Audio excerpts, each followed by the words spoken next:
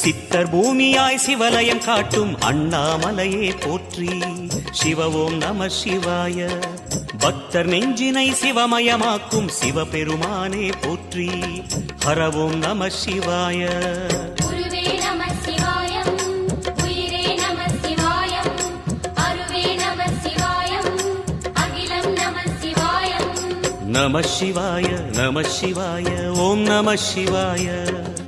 நம சிவாய நம சிவாய ஓம் நம சிவாய.